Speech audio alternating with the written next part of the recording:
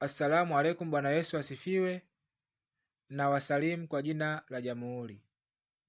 Leo naendelea kutoa elimu ya kiganja, elimu ambayo ni nzuri na ina manufaa makubwa kwa kila mtu.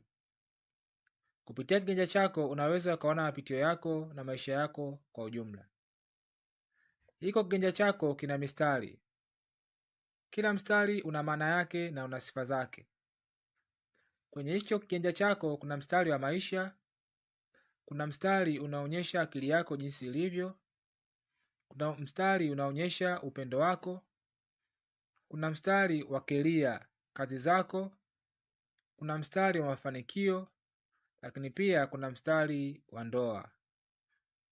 Hivyo kila mstari utaonyesha mapitio yake kulingana na shepi yake ilivyo katika kiganja chako. Leo nazungumzia mstari wa maisha. Mstari wa maisha kwenye hii picha ni huu wenye rangi nyekundu. Huu ndio mstari wa maisha, mstari ambao upo karibu na kidole gumba cha mkono. Huu mstari unaonyesha maisha yako jinsi yalivyo, unaonyesha mapitio yako kuanzia utotoni mwako mpaka mwisho wa maisha yako. Na huu mstari unatofautiana sana kwenye kiganja kimoja cha mtu na kiganja cha mtu mwingine. Watu ambao wana mstari kama huu wa maisha ambao mbele kama una matawi, inamaanisha kwamba hawa watu watahama kutoka sehemu moja kuelekea sehemu nyingine.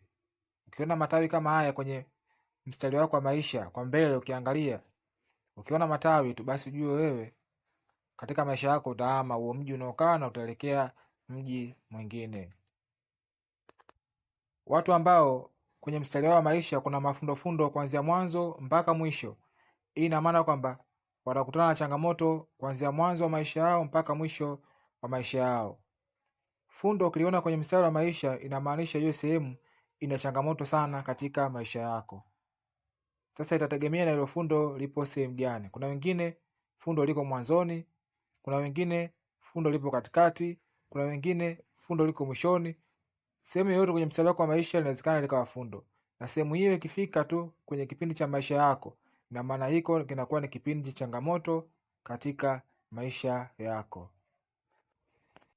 Watu ambao katika mstari wa maisha kuna fundo katikati ya mstari, hii ina maana kwamba wakifika umri wakati watakutana na changamoto kubwa sana ambazo zitabadilisha maisha yao. Watakutana na vikwazo vingi sana kipindi hicho cha umri wakati. Na hapa ni kuanzia miaka 30 mpaka miaka 40. Ikifika kipindi hiki kinakuwa ni kipindi kigumu sana.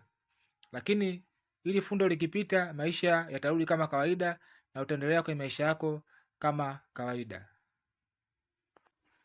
Leo hii tuishie hapa. Msisahau kusubscribe channel hii ili kupata posti zangu zijayo, kwani yajayo yanafurahisha. Asanteni.